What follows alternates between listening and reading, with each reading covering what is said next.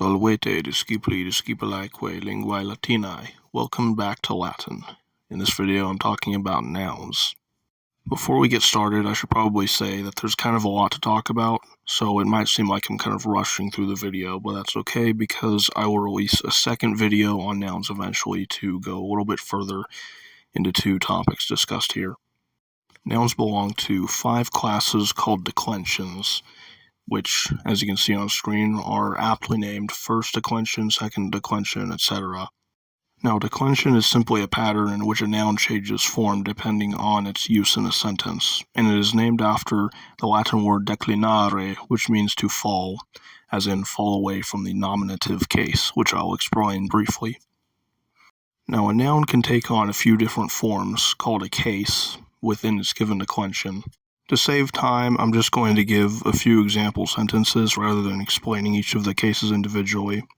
If I were to say John gave a car to Jimmy, John would be the nominative case. A car would be the accusative case because it's the direct object. And to Jimmy would be the dative case because he is the indirect object. He's the one receiving the car. However, if I was to say I'm going to Rome would actually be in the accusative case because accusative in Latin is motion towards rather than dative, which is only for receiving. I will skip explaining the ablative case until another video where I will be able to get more in depth with it. And the vocative case is so easy that I will explain it a little bit later in the video. Now for the locative case, it is only usually reserved for proper place names and also the word domus. Basically, it means stuff like at home, in Rome, etc. Also, I forgot to mention that nouns actually have something called grammatical gender, which doesn't actually have anything to do with natural gender. But here we go. We have masculine, feminine, and neuter. The second declension, I list first because it is technically the easiest to understand, is masculine and neuter nouns. Now, the standard order for the cases in Latin textbooks is nominative, genitive, dative, accusative, and ablative. So the best way to memorize it is to memorize the singular and then the plural.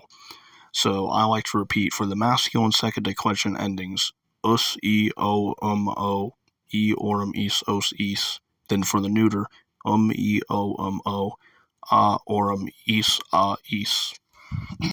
Now, the nice thing, or maybe the difficult thing, perhaps, for neuter nouns is that in the singular, the nominative and accusative cases are the same endings, and the same is for the plural.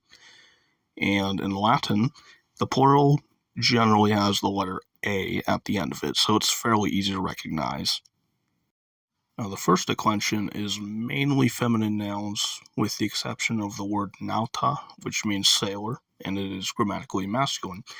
And the endings are as follows: a, I, a, I, arum, is, as, is.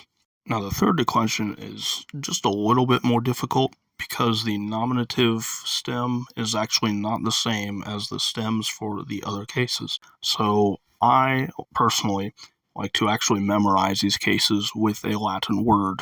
I picked the word rex, which means king. So rex, regis, regi, regum, rege, reges, regum, regibus, reges, regibus. Now, the neuter singular nominative ending in the third declension, unfortunately, happens to look a lot like the second declension masculine singular nominative ending. So whenever you see the form of the word in the dictionary, you'll be given the nominative and genitive forms because the genitive will actually tell you which declension it belongs to. Now, just like the masculine and feminine endings in the third declension, it helps to memorize the neuter endings in the third declension with a word as well. Corpus, corpore, corpore, corpus, corpore, corpora, corporum, corporibus, corpora, corporibus. Now, thankfully, with fourth declension endings, we're back to something a little bit more simple. So the endings for the masculine are us, we, us, ibis, ibis. And the neuter, us, ua, ibus, ibus. And now finally for the feminine fifth declension, we have ace, A-M-A, ace, arum, abus, ace, abus. I stated earlier that I was going to talk about the vocative case, and here we go.